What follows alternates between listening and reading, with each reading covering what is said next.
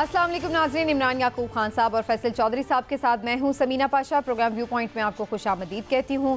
नाज़रीन, काफ़ी अहम हफ्ता रहा ये, और इसमें एक अहम फैसला आया सुप्रीम कोर्ट ऑफ पाकिस्तान से, जिसमें सुप्रीम कोर्ट ने प्रैक्टिस एंड प्रोसीजर बिल को जायज़ करार दे दिया है।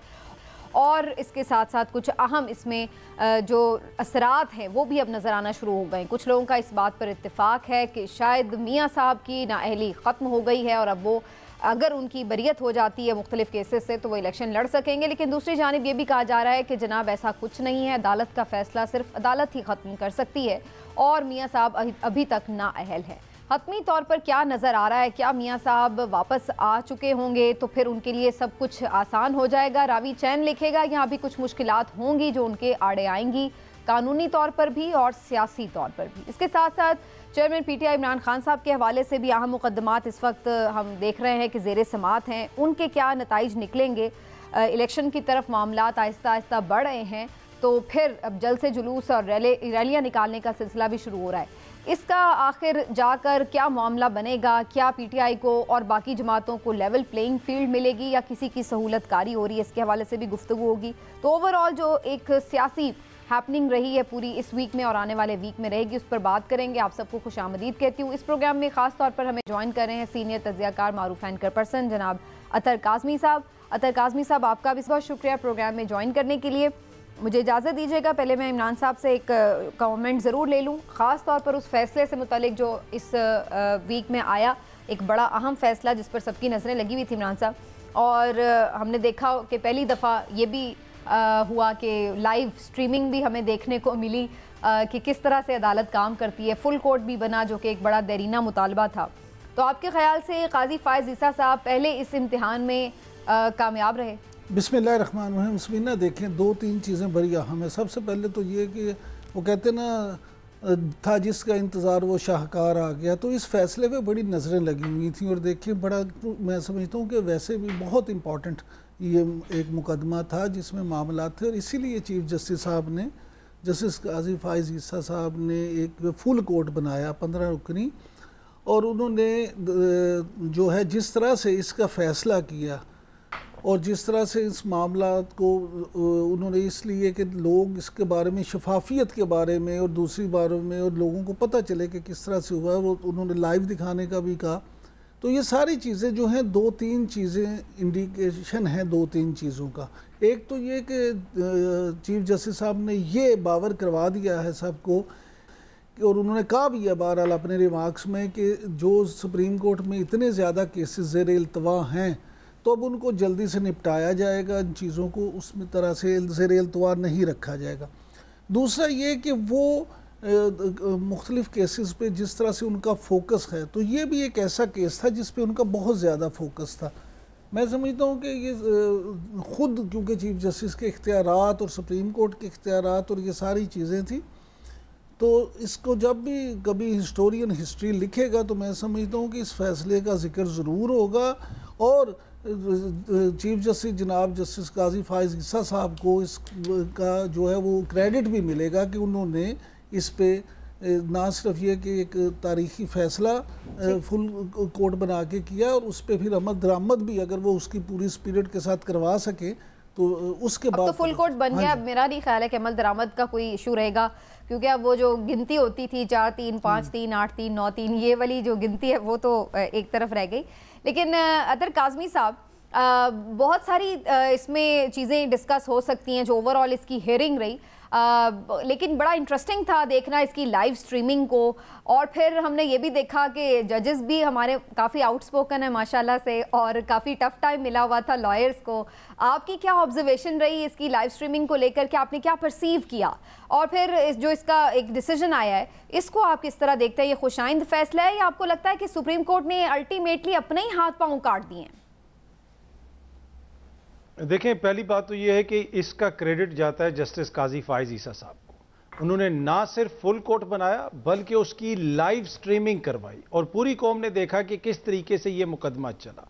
तो इसमें तो कोई शक नहीं है कि जस्टिस काजी फाइज ईसा साहब ने वो किया जो आज से पहले कभी नहीं हुआ। फिर जब फुल कोर्ट बना उसके अंदर जो ये मुकदमा चला, इसमें बहुत सारी बहस होती रही और अक्सर मौकों पे ये जिक्र भी हुआ, ये मुकालमे भी हुए कि जी चीफ जस्टिस के इख्तियारात कम हो रहे हैं और चीफ जस्टिस अपने इख्तियारात खुद कम करना चाहते हैं। ये चीफ जस्टिस के इख्तियारात से ज्यादा मेरी नजर में इसके साथ वो जो अपील का चीज डाल दी गई थी, जो होता है ना कि एक बड़ा आइटम होता है उसके साथ छोटा सा आइटम वैसे ही पैक कर दिया जाता है ताकि किसी को पता ना चले और वो चुप करके साथ से जो है वो चला जाए। तो वो जो अपील डाल दी गई थी कि जनाब आप 1973 से लेके जितने भी इस किस्म के जो मुकदमात हैं उनमें अपील का हक दे दिया गया था, जिससे नवाज शरीफ साहब को भी अपील का हक मिल गया था, वो जो है वो बड़ा इंपॉर्टेंट था और उसके ऊपर उतनी ज्यादा उस तरीके से बहस नहीं हुई, ज्यादा मुकालमा नहीं हुआ। ऑल्दो कि जस्टिस आयशा मलिक साहिबा ने बड़े इंपॉर्टेंट पॉइंट्स उठाए, दीगर जज साहिबान ने भी उठाए, जस्टिस मुनीब अख्तर साहब ने, एजाजुल एहसन साहब ने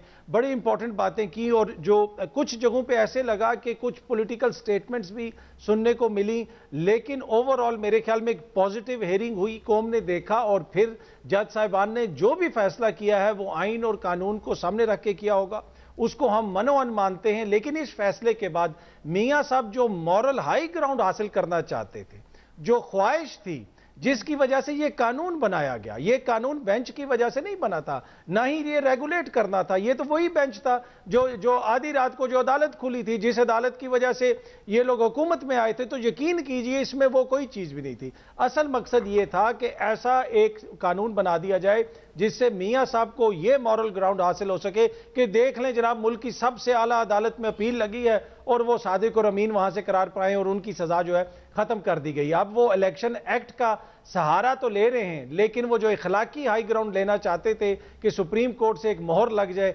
उसके ऊपर जो है ना वो काफी उनके लिए मसाइल हो गए हैं। और मेरे ख्याल में अगर इसको आप थोड़ा सा सादा अल्फाज में बात करें तो खाया पिया कुछ नहीं, गिलास टूटे 12 आने, वो वाला हिसाब मुझे लगता है पीडीएम के लिए। ठीक, जॉय साहब पहले तो मैं आपको सलाम पेश करती हूँ और उसके बाद मैं आपसे भी पूछना चाहूँगी, मैं उस दिन सुन रही थी प्रोग्राम खबर है में इम्तियाज़ सिद्दीकी साहब को भी, और जो मैंने खुद भी लाइव स्ट्रीमिंग जितनी भी काफ़ी सारी देखी वैसे, तो मैं तो आप लोगों को सल्यूट पेश करती हूँ। बड़ा मुश्किल काम है भाई इतना जो केस को आर्ग्यू करना और इस तरह फुल कोर्ट के सामने, जैसे वो काफ़ी लॉयर्स को टफ टाइम मिल रहा था। ये नॉर्मल इसी तरह का सर माहौल होता है या इस ख़ास केस में हमें कुछ इस तरह की ज़्यादा एक एनर्जी नज़र आ रही थी?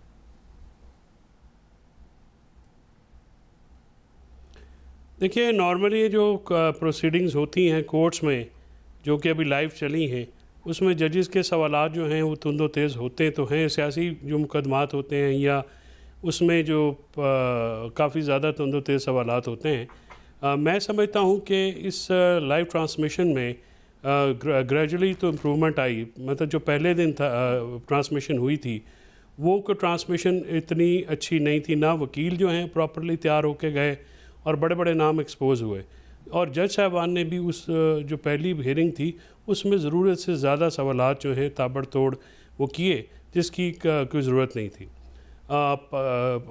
जो इम्तियाज़ सिद्दीकी साहब हैं उनका गिला है कि उनको सुना नहीं गया, सुनना चाहिए था।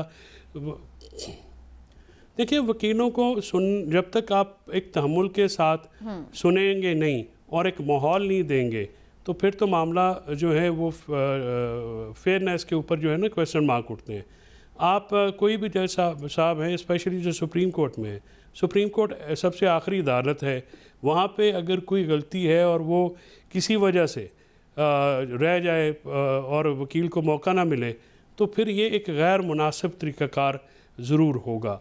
अब आते हैं जो पहली बात आपने पूछी कि क्या ये फ़ैसला बड़ा तारीख़ी है और क्या इसके असरात जो हैं वो अच्छे होंगे। मैं बसद एहतराम दोनों अपने दोस्तों से मैं इनसे नहीं मुतफ़िक हूँ।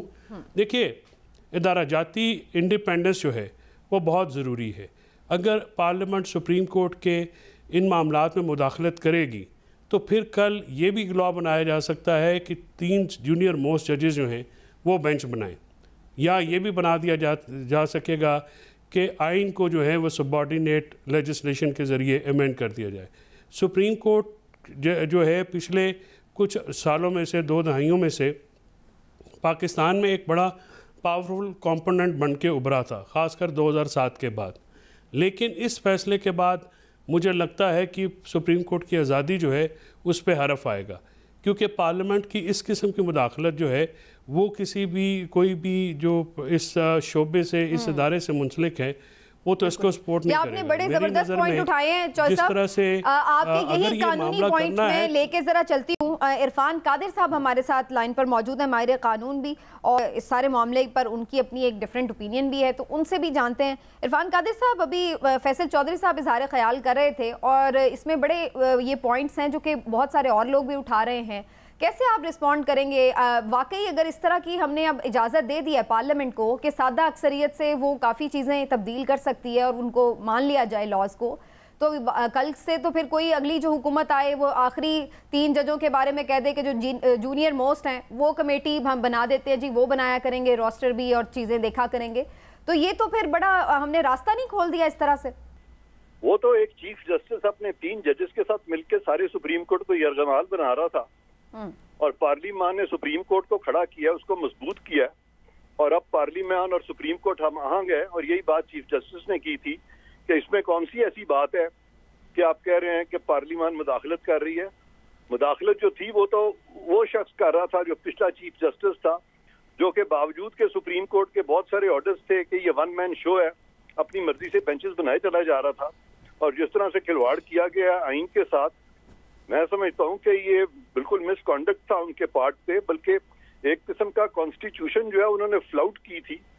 तो पार्लियामान ने जो किया है वो हमांगी पैदा हुई है सुप्रीम कोर्ट में और पार्लियामान में और दुनिया की जमहूरियतों में। ऐसा ही लेकिन वो होता अपने है। इख्तियारात के मुताबिक कर रहे थे ना, अभी हाई कोर्ट के पास भी इख्तियारात है, चीफ जस्टिस ही बनाते हैं ना रोस्टर, हाई कोर्ट के भी बना रहे हैं। नहीं, कोई इख्तियार नहीं है ऐसा। जब सुप्रीम कोर्ट के जजेस ने फैसले कर दिए थे और कह दिया था कि ये सारे मिलकर मुशावरत से बनाए, कोई मतलब नहीं था चीफ जस्टिस का।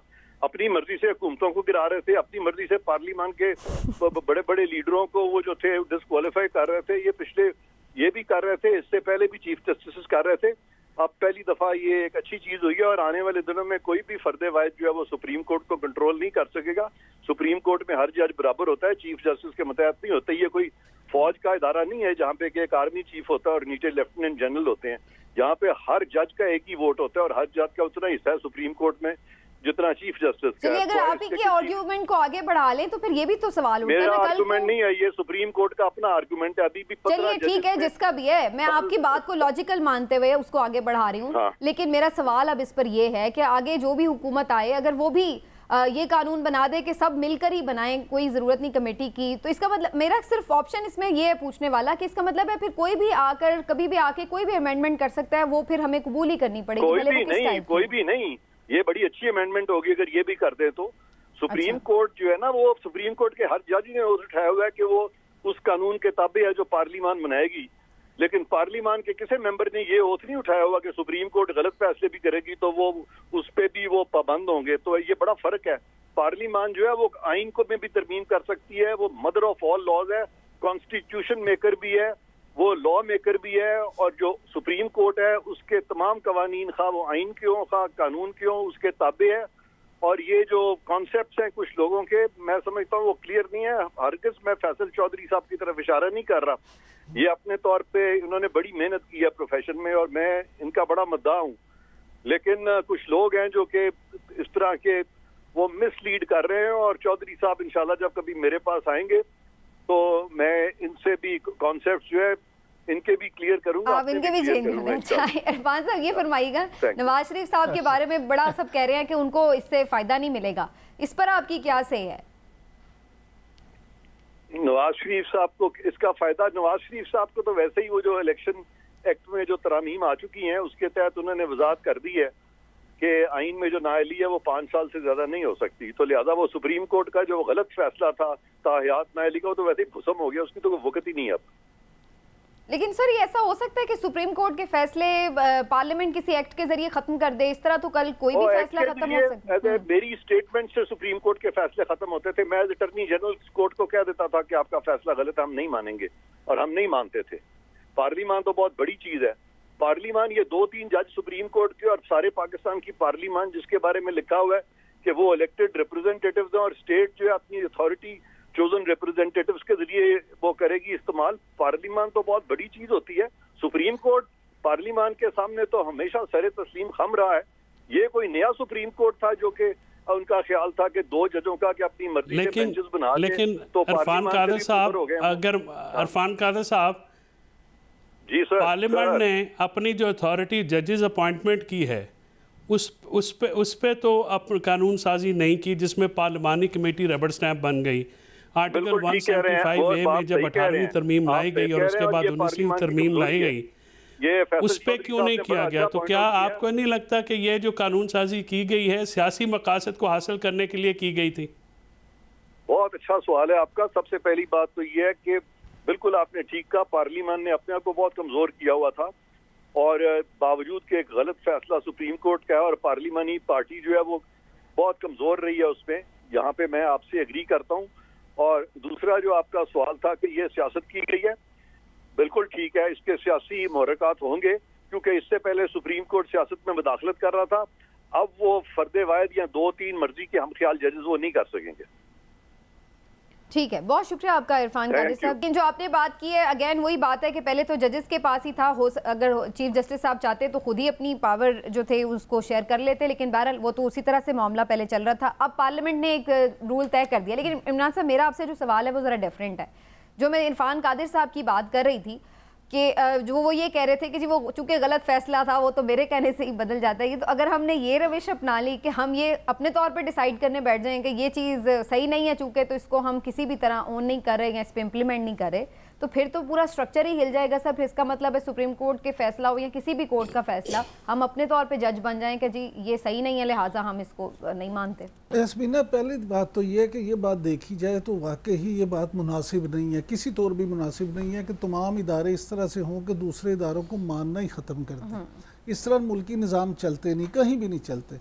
लेकिन जहाँ तक बात ये है कि इरफान कादिर साहब जो कह रहे थे, तो मैं खुद ज़ाती तौर पर यह समझता हूँ कि वाकई ही जिसको अभी फैसल चौधरी साहब मेरे भाई हैं, दोस्त हैं, अभी 2007 से सुप्रीम कोर्ट की सुपरमेसी करार दे रहे थे ना, बहुत सारे लोगों की नज़र में वो सुप्रीम कोर्ट की सुपरमेसी नहीं थी, बल्कि बहुत सारी जगहों पे इख्तियारात से तजावुज़ भी था और हर चीज़ में घुसने का एक शौक़ भी था और सियासत में इन्वॉल्वमेंट भी थी। और फिर जिस तरह से उसी दौर में जो फैसल चौधरी साहब हमेशा जजों की सिलेक्शन का तरीक़ाकार बात करते हैं, जिस तरह से जजों को भी मुंतखब किया गया और जिस तरह से बार की सियासत जो है उसको भी ख़राब किया गया, तो ये सारी चीज़ें भी उसी का शख्साना है। वो हमारे जो जस्टिस इफ्तिखार चौधरी साहब वाली तहरीक थी, उससे बहुत कुछ अच्छी चीज़ें हुई तो बहुत सारी उसमें ख़राबियाँ भी वो अपने साथ लेके आई थी। प्रॉब्लम ये है हमारे यहाँ कि हम लोग एक चीज़ को अगर लेके चलते हैं तो सोचते हैं फिर कि अच्छा इसके पीछे लग जाए और चाहे जो मर्ज़ी ख़राबियाँ होती चली जाएँ। अब ये जहाँ तक इस कानून की बात है, तो अगर 3 सीनियर मोस्ट जजेस हैं तो 3 सीनियर मोस्ट जजेस जो हैं वो तो बदलते रहेंगे, जाहिर है। हाँ जी, और जो वो बदलते रहेंगे उनके साथ ही वो चीज़ें बदलती रहेंगी। लेकिन मामला ये है कि पार्लियामेंट जो है वो ये बात ठीक है कि एक सुप्रीम है, लेकिन आईनी तौर पे देखा जाए तो सुप्रीम कोर्ट की अपनी एक अलग से हैसियत है।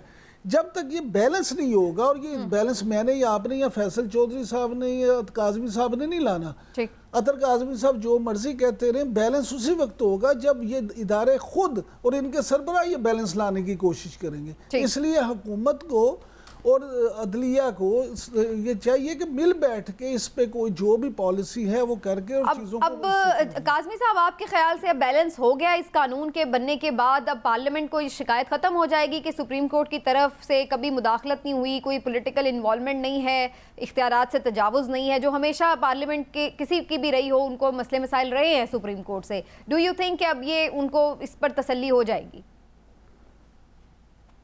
देखिए, पहली बात तो ये है कि कोई भी जो कानून बनाया जाता है उसकी रूह क्या है, उसके पीछे नीयत क्या है, ये देखना बड़ा ज़रूरी है। यहाँ पे कोई चीफ जस्टिस के जो इख्तियारात हैं आइन के अंदर, या जो सुप्रीम कोर्ट के हैं या जो पार्लियामेंट के हैं, वो कोई ज़ाती इख्तियारात नहीं है। जिस तरीके से कहा गया कि जी अगर मैं एक शख्स अपने इख्तियारात खुद दे रहा है, फलाना शख्स अपने इख्तियारात खुद दे रहा है, नहीं, ये कोई ज़ाती इख्तियारात नहीं। देखना ये है कि क्या उनकी ये इतनी कॉम्पिटेंसी थी कि वो इस किस्म का लॉ बना सकते हैं, ये बड़ी इंपॉर्टेंट चीज़ है। दूसरी बात ये है कि जो पार्लियामेंट है, आप उसको भी देख लें, उस पार्लियामेंट के अंदर आधी से ज्यादा पार्लियामेंट तो खाली थी। उस पार्लियामेंट के अंदर ऑपोजिशन लीडर जो था, क्या उस ऑपोजिशन लीडर के होते हुए वहां पे एक जिसे आप कह सकते हैं बामानी किस्म की डिबेट हो सकती थी?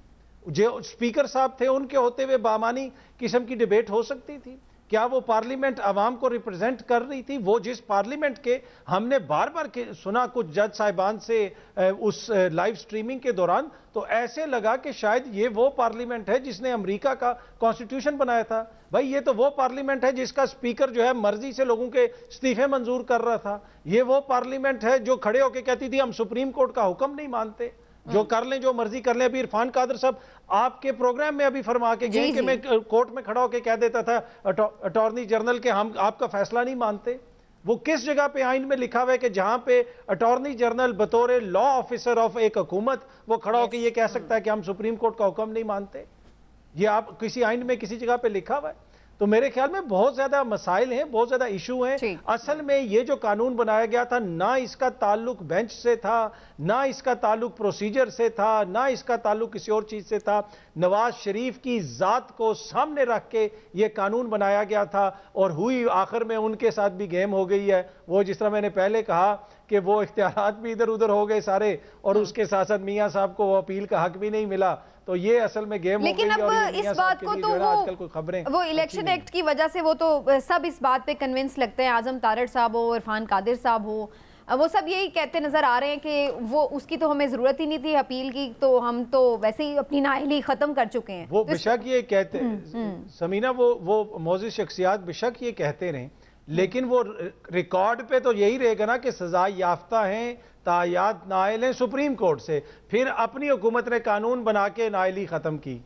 ये तो रिकॉर्ड का हिस्सा रहेगा ना। लेकिन ये तो इतना कौन परवाह करता है वैसे? चेंज कर सकते ये आपकी बात तो दुरुस्त है, लेकिन हमारे यहाँ इतना काज़मी साहब यहाँ रिकॉर्ड का हिस्सा तो बहुत सारी चीजें हैं, लेकिन वो जब नाअहली खत्म हो गई, वो इलेक्शन में हिस्सा ले लिया, हार जीत हो गई, फिर उनको क्या फर्क पड़ता है? किसी को भी इससे क्या फर्क पड़ता है? सियासी रहनुमा है। तो छोटी सी बात आपको बता दूं, आज से मैं छोटी सी चीज अर्ज कर दूं, आज से 100 साल बाद, 200 साल बाद कोई भी नहीं होगा हम में से।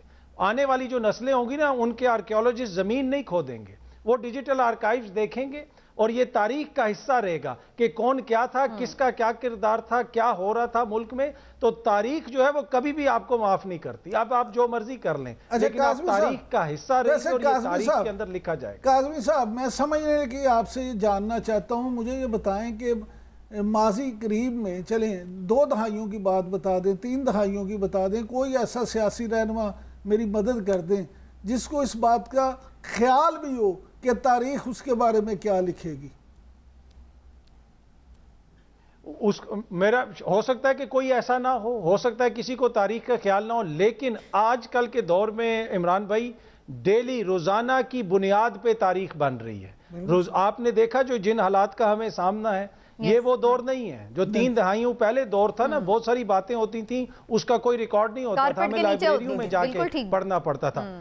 हाँ, अब ये जो मेरे और आपके अल्फाज हैं ना, ये 100 साल के बाद भी लोगों के कानों में गूंजेंगे। जो लोग टिकटॉक पे देखेंगे, डिफरेंट जगहों पे देखेंगे, तो तारीख बड़ी बेरहम है। और आज से इस डिजिटल दौर की जो तारीख है ना, ये आपकी नस्लों तक आपका पीछा करेगी। सही होगा। एक ब्रेक ले लेते हैं जी। ब्रेक से वापस आकर जरा प्योरली पॉलिटिकल डिबेट बढ़ाएंगे कि आगे पॉलिटिकल मंजरनामे में क्या होने जा रहा है। मियां साहब फाइनली पहुंच चुके हैं सऊदी अरब। अब उनकी वापसी में तकरीबन अब हम जो हैं वो ख़त्म हो गए हैं, तो अब तकरीबन तयशुदा है कि वो 21 अक्टूबर को अपने प्लान के मुताबिक आ जाएंगे। लेकिन आएंगे तो उनके साथ क्या होगा, इस पर अभी तक कन्फ्यूजन बरकरार है। और फिर साथ साथ जैसे कि मैंने कहा कि बाकी सियासी जमातों की जो इलेक्शन की तैयारियां, उसके हवाले से भी गुफ्तगू होगी। एक छोटा सा ब्रेक लेते हैं, वापस आते हैं ब्रेक के बाद।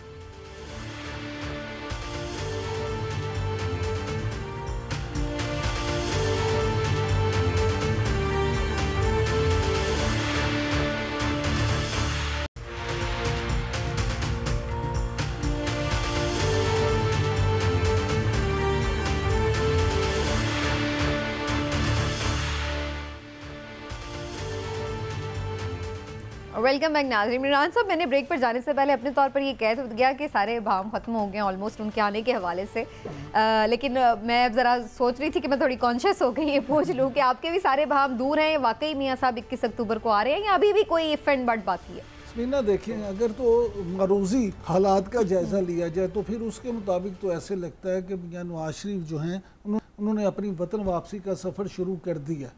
सऊदी अरब वो पहुंच चुके हैं, उम्रा भी उन्होंने कर लिया और फिर उसके बाद अब उन्होंने वहाँ दुआ भी की होगी कि अल्लाह करे खैर खैरियत से मैं अपने मुल्क पहुंच जाऊँ। फिर वो दुबई जाएंगे और दुबई से लाहौर आएंगे।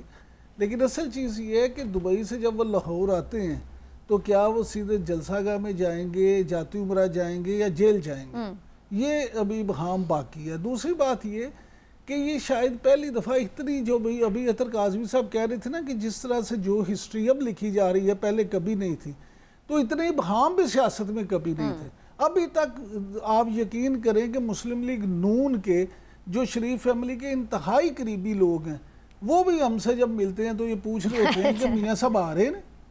ये मैं आपको सच बता रहा हूँ, रात की बात बता रहा हूँ कि लाहौर से एक MNA जो इंतहाई करीबी समझे जाते हैं वो मुझे रात मेरी एक जगह पे उनसे मुलाकात हुई तो वो मुझे कह रहे थे दसो मियाँ साहब आ रहे हैं। अभी ये फालती जमानत दायर करने जा रहे हैं, तो अगर वो मिल गई तो आ जाएंगे, अगर नहीं मिली तो आपके ख्याल से तैयारा जद्दा से ही या UAE से ही वो वापस जा सकता है लंदन दोबारा? अच्छा, मुझे ये लगता है कि अब मियाँ साहब खुद अफोर्ड नहीं करते, मुस्लिम लीग नून अफोर्ड नहीं करती कि वो ना आए। बीइंग अ फॉरवर्ड पॉलिटिक्स मुझे ये लगता जो भी है, हाँ जी, अब उन्हें आना पड़ेगा, वो चाहे जाती उम्रा जाएं, जेल जाएं या जलसागाह में जाएं, लेकिन अब उन्हें आना होगा इर्रिस्पेक्टिव ऑफ द फैक्ट कि उनको जमानत मिलती है नहीं। लेकिन जमानत का सवाल जरा चौधरी साहब की तरफ लेके चलूंगी। चौधरी साहब, बहुत सारे आप समेत लोगों का ख्याल है कि ऐसी नज़ीर तो नहीं है कि कभी इस तरह कोई बंदा कन्विक्टेड हो और इस तरह से मेडिकल लीव पे जाए और फिर उसको ज़मानत मिल जाए वापसी पे। लेकिन अगेन इससे पहले हमने ये भी नहीं देखा था, मिसाल तो इसकी भी मौजूद नहीं थी कि कोई कन्विक्टेड बंदा इस तरह मुल्क से बाहर भी चला जाए। तो अगर वो मिसाल कायम हो सकती है तो ये भी हो सकती है। अब आपको नज़र क्या आ रहा है, आपके ख्याल से क्या मियाँ साहब को ज़मानत मिल जाएगी और वो फिर आएंगे तो जेल जाएंगे या कहाँ जाएंगे? निगरान वज़ीर आज़म भी इसके ऊपर अभी तक श्योर नहीं है।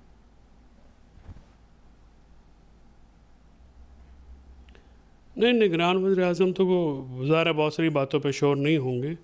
बात यह है जी कि मियाँ नवाज शरीफ साहब का जो सिलसिला है वो सही कहा है इमरान साहब ने।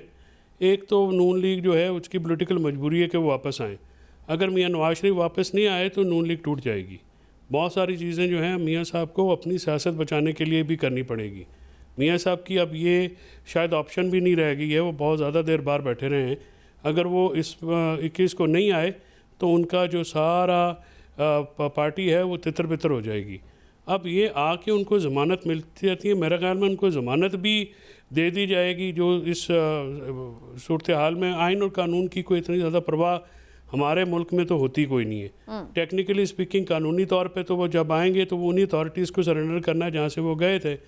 लेकिन हिफाजती ज़मानत कॉन्विक्ट मुलज़िम को जो कि अपनी बयान अल्फी दे के और अपना एफिडेविट दे के और साथ में शहबाज शरीफ साहब का एफिडेविट दे के 4 हफ्तों के लिए बाहर गए थे, अब 4 साल बाद आते हैं तो फिर उनको जो है हिफाजती ज़मानत मिल तो नहीं सकती लेकिन मिल जाएगी।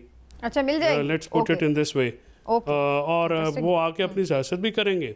वो जेल जाने के लिए तो आ नहीं रहे। और दूसरा जो उनके केसेस हैं ये हम उनकी कन्विक्शन जो है, उनकी डिस्क्वालिफिकेशन है, उसको सिर्फ सुप्रीम कोर्ट के फैसले तक हम महदूद रख रहे हैं। ये भी आपको इल्म में होना चाहिए कि नैब लॉ के अंदर भी 10 साल की डिस्क्वालिफिकेशन है। बिल्कुल सही। और वो नैब के कन्विक्टेड मुजरिम और वो सज़ा अभी पूरी नहीं हुई। वो आके जब तक उनकी अपील मंजूर नहीं हो जाती, यानी जैसे तोशा खाना में इमरान खान साहब की सज़ा मुअत्तल हुई है, उनकी अपील मंजूर नहीं, फैसला जो है वो अपना कालादम नहीं करार दिया गया। इसी तरह से जब तक नवाज शरीफ साहब का फैसला कालादम नहीं करार दिया जाता, वो सियासत में हिस्सा तो ले सकते हैं लेकिन वो इक़्तिदार में शायद नहीं आ सकते। इलेक्शन लड़ने पे उनके लिए प्रॉब्लम होगी। लेकिन इस मुल्क में बहुत सारी चीज़ें नामुमकिनात जो हैं वो मुमकिन हुई हैं और आप हैरान रह जाते हैं कि अच्छा ये भी हो सकता है। चलें, अब हम मज़ीद हैरान होने के लिए तैयार हो जाते हैं। लेकिन अतर काज़मी साहब, इस किस्म का चमत्कार होता है। अतर काज़मी साहब, एक ऑप्शन ये भी सुनने में आ रही है कि मियाँ साहब को ये कहा जा रहा है कि एक तो ये ज़ाहिर है अपनी जगह मौजूद है शेल्फ पे ऑप्शन के उन्हें हिफाजती ज़मानत मिल जाए और वो आएँ और फिर उसके बाद मामला आगे चलें। एक ये है कि भाई आपको ना मिले हिफाजती ज़मानत, आप कुछ दिन के लिए जेल चले जाएँ। एक तो उससे ऑप्टिक्स भी बेहतर हो जाएंगे कि भाई देखें आप भी बड़े इनकलाबी लीडर हैं, आपको पता था आप जेल चले जाएंगे फिर भी आप आए, तो आपका एक इमेज बिल्डिंग जो है वो बड़ी अच्छी हो जाएगी। फिर उसके बाद जो चीज़ें हैं मामलात कानूनी तौर पर फैसला मअतली या सज़ा ख़त्म वगैरह वो हो जाए और फिर उसके बाद आप आगे बढ़े। आपको क्या नज़र आ रहा है, इस बात को भी तो मद्देनज़र रखा जा सकता है कि वो आएँ और वाकई वो जेल जाएँ, उसको प्रेफरेंस देने में पॉलिटिकली भी फ़ायदा उन्हें। देखिए जिस किस्म की ऑप्टिक्स की जो आप बात कर रही हैं, उन ऑप्टिक्स का कितना ख्याल रखा जा रहा है। पीटीआई जो है वो जलसे की इजाज़त मांगती है और उसके ऊपर पुलिस और इदारों की जो रिपोर्ट आई है कि जनाब पता लगा कि ये तो गज़ा है, यहाँ पे तो इतनी सिक्योरिटी के मसाइल हैं कि जलसा नहीं हो सकता, और दूसरी तरफ जलसे की तैयारी हो रही है। इसी तरह मियाँ साहब लंदन में हैं और रियासत पाकिस्तान का नुमाइंदा सफीर Pakistan, High Commissioner Pakistan doctor Faisal जो है उनको बैठ के हीथ्रो एयरपोर्ट के ऊपर सियासी मशवरे दे रहे हैं कि मियाँ साहब कोई चंगा जहा नैरेटिव बनाओ और जल्दी से ये नैरेटिव लेके आए, जल्दी से ये बयानियां बनाएं। इसमें आपको ऑप्टिक्स नजर आ रही है। इन ऑप्टिक्स में कितना ख्याल रखा जा रहा है कि अवाम क्या सोच रही होगी, अवाम के शऊर का कितना हम तौहीन कर रहे हैं या कितने उस शऊर को हम सराह रहे हैं, उस शऊर को कितना हम चैलेंज कर रहे हैं। तो ऑप्टिक्स वाली बात गई है, इसलिए कि सबके डाउट क्लियर हैं कि मियाँ साहब वापस आते हैं, लाहौर के हल्के से इलेक्शन लड़ते हैं तो इमरान खान की कारकुन जो है सनम जावेद भी उनके मुकाबले में खड़ी हो जाए तो मियाँ साहब को लाले पड़ जाएंगे, वो जेल में होते हुए मियाँ साहब को हो सकता है हरा दे। ये ग्राउंड सिचुएशन है इस वक्त। तो इस वक्त ऑप्टिक्स की बात नहीं है, इस वक्त बाय हुक और बाय क्रुक, बाय जोर किसी तरीके से अपनी सियासत बचानी है और लेवल प्लेइंग फील्ड वही है कि उस प्लेइंग फील्ड में कोई ना हो। बाकी जहां तक उनकी वापसी का ताल्लुक है, मैं समझता हूं वो जरूर आएंगे और उनको आना भी चाहिए। वो बड़ी जमात के लीडर हैं, ये कोई फैसला नहीं कर सकता कि जनाब इसको सियासत से आउट कर दें, उसको सियासत से आउट कर दें। अगर आज इमरान खान कंप्लेन कर रहा है तो माजी में नवाज शरीफ के साथ भी बहुत ज्यादतियां हुई हैं, माजी में दीगर जमातों के साथ भी ज्यादतियां हुई हैं। आज वो उनको भी सोचने का मौका मिल रहा होगा जेल में, लेकिन अब वो इससे सीखेंगे या फिर इन्हीं की तरह वही करेंगे दोबारा जो ये लोग कर रहे हैं, पीडीएम वाले और नून लीग वाले। इन्होंने सीखा। आपने जलसों का जिक्र किया तर काज़मी साहब, आज लाहौर हाई कोर्ट ने बड़े अहम रिमार्क्स दिए हैं पीटीआई के लिए जलसे के हवाले से। उन्होंने कहा है कि अगर पीटीआई जलसा नहीं कर सकेगी तो लाहौर में फिर कोई और सियासी जमात भी जलसा नहीं कर सकेगी। तो आपको लग रहा है कि आइंदा आने वाले दिनों में इंतजामिया को चाहते हुए या ना चाहते हुए बहरहाल पीटीआई को स्पेस देनी पड़ेगी जलसों के लिए? इंतजामिया ने अदालतों के फैसलों के बाद कितनी स्पेस दी है। एमपीओ के मुकदमे को चैलेंज कर दिया गया, जो पेशावर हाई कोर्ट ने एमपीओ के तहत गिरफ्तार लोगों को छोड़ा, वो उसको चैलेंज कर दिया सुप्रीम कोर्ट में और सुप्रीम कोर्ट ने उसकी समाअत भी मुकर्रर कर दी है। और इसी तरह कितनी दफा परवेज अलाई को अदालतों ने छोड़ा, परवेज अलाई को कितनी स्पेस मिली। परवेज अलाई आज भी जेल में है। कितने लोगों को अदालतों ने छोड़ा। कल जो है गुज़िश्ता रोज पाकिस्तान तहरीक इंसाफ की खातून कारकुन की जमानत हुई है और आज उसको दोबारा उसी वक्त उसको दोबारा गिरफ्तार कर लिया गया। कितनी स्पेस दी गई। यही तो इशू है कि यहां पे जब आइन और कानून की स्पेस खत्म हो जाए तो फिर किसी को कोई स्पेस नहीं मिलती। तो वही मैं अर्ज कर रहा था कि ये फैसला सियासतदानों ने करना है कि हर किसी को स्पेस मिलनी चाहिए और वो स्पेस तभी मिलेगी जब आप आइन को सांस लेने देंगे। जमहूरियत के नाम पे जमहूर के साथ जबर करेंगे तो वो कभी भी जमहूरियत नहीं हो सकती।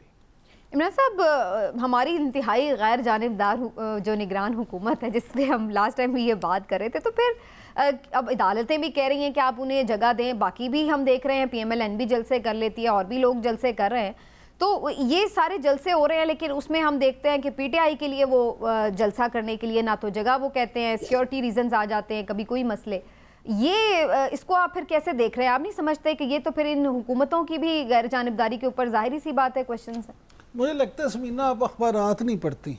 अच्छा आप कौन सी खबर आ गई? अगर आप अखबारात पढ़ती तो आज आपने जंग अखबार की लीड पढ़ी होती कि जिसमें निगरान वज़ीर आज़म ने कहा है कि मुस्लिम लीग नून हो या पीपल्स पार्टी या PTI सब के लिए एक ही कानून है और एक ही चीज़ है। तो देखें मामला ये फिर भी आपको उनकी गैर जानिबदारी पे शक है। मैंने तो मुर्तजा सुलंगी साहब को सुना, उन्होंने कहा PTI जलसा करेगी तो PTV लाइव दिखाएगा। हाँ जी, ये देखें, ये भी उन्होंने आप देखें कि आप ऐसे यहाँ बैठ के इंतहाई गैर जानिबदार जो हमारी निगरान हुकूमत है उसके बारे में ऐसे बात करती हैं। मामला ये है कि जानिबदारी का इल्ज़ाम जो है उन पे वो फैसल चौधरी साहब लगाएं तो हम मान भी लें, आप तो ना कम अज कम। मैं तो सवाल मैंने तो सवाल के अंदर ही अल्फाज डाल दिए कि इंतहाई गैर जानिबदार हुकूमत। मैं तो कह रही हूँ कहीं हल्का सा शायबा भी ना आ जाए कि जानिबदार। मामला ये है कि देखें, सच्ची बात है कि अतर काज़मी साहब जो भी बात कर रहे थे, सियासतदानों को सीखना चाहिए, और अगर अब भी ना सीखेंगे तो फिर वो कहते हैं ना तुम्हारी दास्तान तक भी ना होगी दास्तानों में, ये कब सीखेंगे। और ये जिस वक्त तक ये माजी में आप देखें, फिर हम माजी में जाएंगे तो इमरान खान साहब ने जो गलतियां की, या उससे पहले मियां नवाज शरीफ ने क्या गलतियां की, उससे पहले बेनज़ीर भुट्टो मुजाहिद ने क्या गलतियां की, तो फिर तो उसी में जाएंगे। आपको कहीं ना कहीं आके इन गलतियों से निकलना होगा और आगे के लिए सोचना होगा। खुदा का वास्ता माजी पे मट्टी बतौर चौधरी शुजा साहब मट्टी पाओ तो आगे दे वाल देखो। ठीक है, मामला ये है कि निगरान हुकूमत अगर ये कह रही है कि हम गैर जानिबदार हैं तो सिर्फ कहने से काम नहीं चलेगा, उनको अपने अमल से ये साबित भी करना होगा कि वो वाकई निगरान हुकूमत गैर जानिबदार। लेकिन इसमें एक सवाल ये भी है चौधरी साहब कि अदालतों के बावजूद कहने के जो कुछ भी हो रहा है मामला, उसके बावजूद भी फिर आखिर पीटीआई को जगह मिलेगी कब? अब देखिए काफ़ी हद तक तो हम देख रहे हैं उनके चेयरमैन इमरान खान साहब को सजा भी सुना दी, जेल में भी हैं, बाकी उनकी आधी से ज़्यादा जो मेन लीडरशिप थी वो छोड़ के चली गई, जो हैं वो भी जेलों में हैं या रुपोश हैं। तो अभी भी जलसा क्यों नहीं करने दिया जा रहा उनको? अब वो क्या और बिगाड़ लेंगे? यानी कौन सी वो लिमिट होगी कि जहाँ पर आके हमें लगेगा कि हाँ अब पीटीआई को जो है काबू कर लिया गया, लिहाजा अब इनको आने दिया जाए मैदान में? तो ये पैमाना क्या है, कुछ आपकी समझ में आता है? ये सब कुछ करने के बावजूद, उनको स्पेस ना देने के बावजूद लाहौर में नवाज लीग के जलसे क्यों मनसूख हो रहे हैं? एक अवाम का रद्द अमल भी तो है, एक अवाम का सेंटिमेंट भी तो है, वो काबू में नहीं आ रहा है। जब तक वो काबू में नहीं आएगा पीटीआई के लिए जो है वो स्पेस जो है वो ओपन नहीं की जाएगी। मामला ये है कि जो अभी आप सब ने बातें की हैं, रिपीट नहीं करना क्योंकि मेरे पास वक्त इस प्रोग्राम में थोड़ा ही आ रहा है आजकल। तो ये जो मामला नवाज लीग का किया जा रहा है, उसके बावजूद अवाम से रद्द अमल नहीं मिल रहा। जलसे उनके मनसूख हो रहे हैं, जो जलसे उन्होंने किए हैं इस्तकबाल के लिए, उनका जो हाल हुआ है वो आपके सामने है। तो ऐसी सूरत हाल में जब एक जमात जिसको इतना कुछ करने के बावजूद जो है वो सेंटिमेंट के जो है वो नहीं लो डाउन किया जा सका या ख़त्म किया जा सका, तो फिर उसको स्पेस मिलना तो हमारे मुल्क में मुश्किल है। कबूलियत की शायद अभी घड़ी नहीं आई है। लेकिन फिर क्यों नहीं लोग मान रहे? चौधरी साहब ये भी तो अब सवाल है। अब तो हमने देखा है काफ़ी पीटीआई के रहनुमा इंटरव्यूज़ भी दे रहे हैं आके चैनल्स पर। अतर काज़मी साहब को भी मैं उस दिन सुन रही थी, वो भी इंतज़ार कर रहे हैं कि शायद किसी दिन दरवाज़ा खुले और कोई पीटीआई का रहनुमा आया हो स्पेशल उन्हें इंटरव्यू देने के लिए, वो उस दिन कह रहे थे। लेकिन वो नैरेटिव बन नहीं पा रहा है, उसकी क्या वजह आपको नज़र आती है?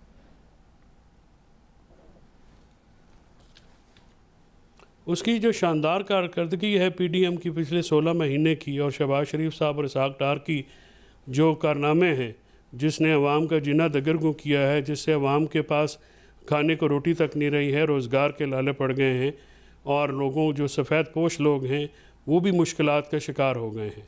फाइनेंशियल रिस्ट्रिक्शन जो हैं वो लोगों को भूख जो है और बेरोज़गारी जो है वो तंगी है, बहुत ज़्यादा तंगी है। जहाँ पे पाकिस्तान में पहले मिडिल क्लास हुआ करती थी, अब या गरीब हैं या अमीर हैं, बीच में जो एक बफर जोन है वो ख़त्म हो गया है। सैलरीड क्लास जो है पिस के रह गई है। ये सारे जो मुआशी और इक़्तिसादी मामलात हैं वो एक उसका बहुत बड़ा रोल है इस सारे मामले में। उसके साथ साथ मुल्क में गवर्नेंस का हाल बहुत पुअर है। अदालतें फ़ैसले देती हैं, उन फैसलों पे अमल दरामद नहीं किया जाता, और अगर किसी को ज़मानत मिले, पहले तारीख़ में भी कभी भी ऐसा नहीं हुआ कि आपने एक शख्स को छोड़ा है तो एक ज़िद के तौर पे उनको आपने जेल में रखना ही रखना है। ये ज़हूर अलाई के दौर में या उस दौर में कसूरी साहब को ये ऑर्डर, इनको ओमनीबस ऑर्डर कहा जाता था, अदालतें देती थी कि किसी भी केस में गिरफ़्तार नहीं किया जाएगा। उसके बाद ये पहली दफ़ा 40-50 साल के बाद ये मामला हुआ कि इस अदालतों को ओमनीबस ऑर्डर जारी करने पड़े हैं, लेकिन उन पर भी अमल दरामद नहीं हो रहा। तो ये सारे फैक्टर्स जो हैं ये एक्यूमुलेट होके इसमें सामने आ रहे हैं, और इनका हल जो है वो अभी तक गवर्नमेंट नहीं दे सकी है। अभी तक जो है रियासत इन मामलात में अवाम को एतमाद देने में नाकाम नज़र आती है। जब तक अवाम का एतमाद बहाल नहीं होगा, वो पार्टिसिपेट नहीं करेंगे इन सारे मामलात में, ये मामलात इसी तरह से चलेंगे। और वक्त की ज़रूरत है कि एक सियासी मामला जो किया जाए, एक स्टेबिलिटी की तरफ किया जाए।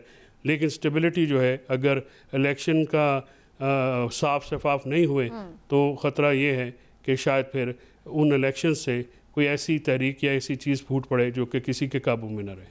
चौधरी साहब ये मामला तो ठीक हो या ना हो, लेकिन मुझे लगता है कि अब आपके इस जवाब के बाद आपका ये गिला जरूर दूर हो गया होगा कि इस प्रोग्राम में आपको सही टाइम नहीं। देखिए, मैं तो दूसरों की जानिबदारी की बात कर रही हूँ, चौधरी साहब ने तो मुझ पे ही क्वेश्चन कर दिया, तो मैंने कहा जरा चौधरी साहब नहीं, ये मैंने मांग के लिया है, डिमांड करके लिया है।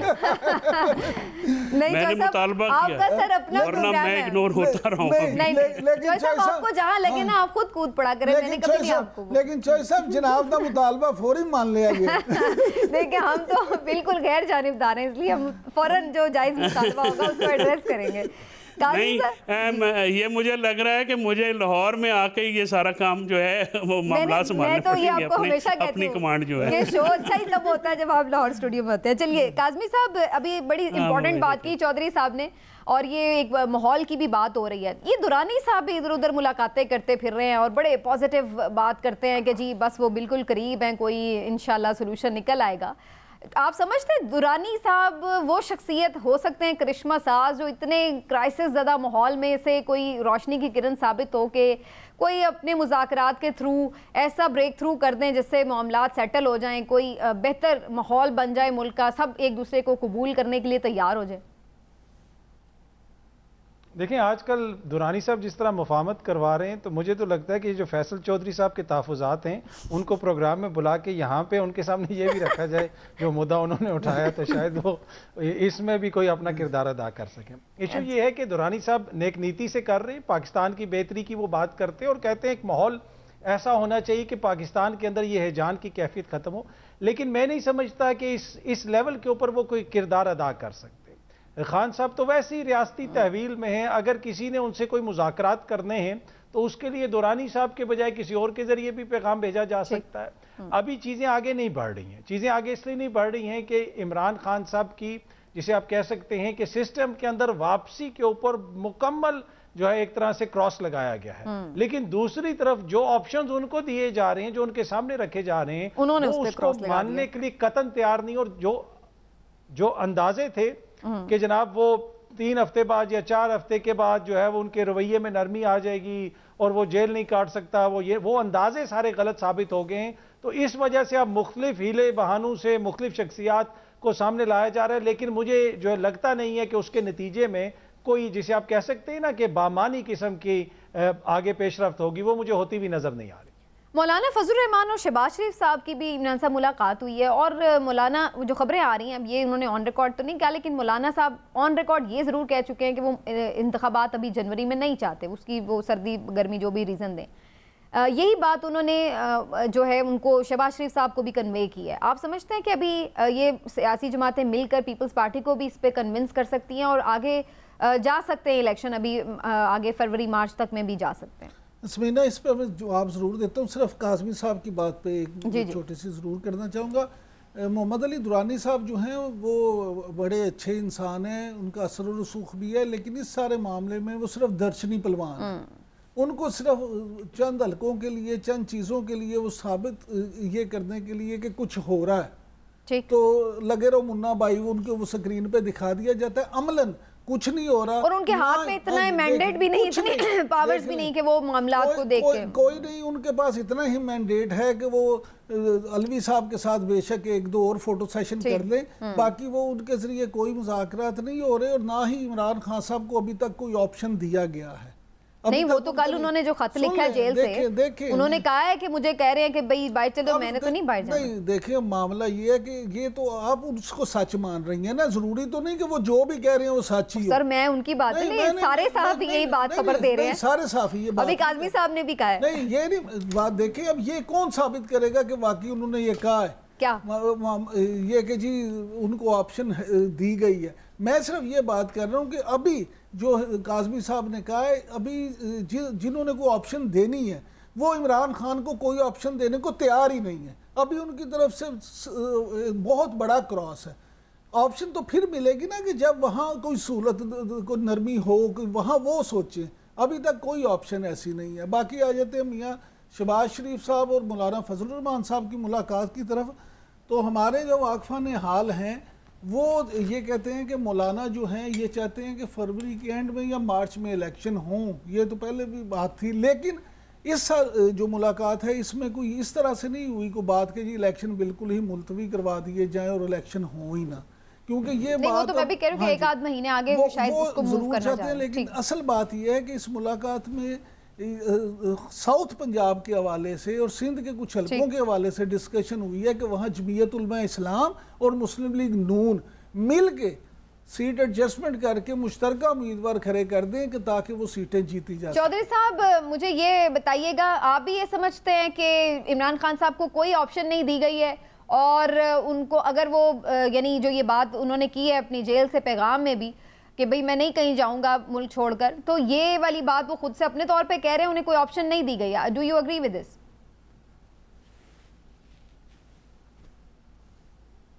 जी, मेरा ख्याल है कि उनको कोई ऑप्शन इस वक्त नहीं है, ना ही किसी किस्म का कोई नरम रवैया है उनकी तरफ। और अभी मामला जो है मज़ीद सख्ती की तरफ जाएंगे। अभी कुछ मामलात पे शायद उनकी मुकदमात में भी आपको उनके ख़िलाफ़ ही कोई चीज़ होती हुई नज़र आए। लेकिन इन सारे मामलात पे जो प्रॉब्लम हो रहा है वो ये हो रहा है कि रूल ऑफ द गेम्स है नहीं। कैसे बेयर मिनिमम कंसेंसस होगा? जब तक ये मामलात बैठ के इमरान खान साहब को कोई पसंद करे ना करे, लेकिन वो बड़े पॉलिटिकल प्लेयर हैं। नवाज शरीफ साहब को कोई पसंद करे ना करे, वो बड़े पॉलिटिकल प्लेयर हैं। इस्टेब्लिशमेंट का हमारे मुल्क में एक रोल है, उसको कोई डिनाई करेगा तो वो हमकों की जन्नत में रहता है। इस सारे मामलात में स्टेक होल्डर्स जब बैठेंगे, और सिंध में आप पीपल्स पार्टी को इग्नोर नहीं कर सकते, इन सारे जो और बाकी मामलात को एक सियासी मुज़ाकरात के ज़रिए या एक जब एक उसमें कोई नहीं होता बेयर मिनिमम कंसेंसस टॉक्स के अलावा, तो फिर आपके इलेक्शन भी तो हल नहीं है। जो मौलाना साहब ये कह रहे हैं वो उनका तो चलो पॉलिटिकल मामला है, वो अभी तक वो समझते हैं कि मज़ीद डिले किया जाए ताकि जो है उनको कोई मौका मिल जाए, कोई गलती ऐसी हो जाए मज़ीद जैसे 9 मई को हुई पीटीआई से। तो लेकिन ये मामला जब तक एक कंसेंसस नहीं होगा तब तक ये मामलात आगे नहीं बढ़ेंगे, और इसका नुकसान पाकिस्तान को बहुत हो रहा है और बहुत ज़्यादा होगा, क्योंकि जितना डिले होगा उसका जो है वो उसका नुकसान होगा। प्रोग्राम का वक्त खत्म हो रहा है। ठीक है, आपका पॉइंट आ गया चॉइस साहब, होगा। थैंक यू चॉइस साहब। क्यों अतर साहब आपने आज प्रोग्राम में ज्वाइन किया। प्रोग्राम का वक्त खत्म हुआ। नाज़रीन इंशाल्लाह आपसे फिर मुलाकात होगी। अपना ख्याल रखिए। अल्लाह हाफ़िज़।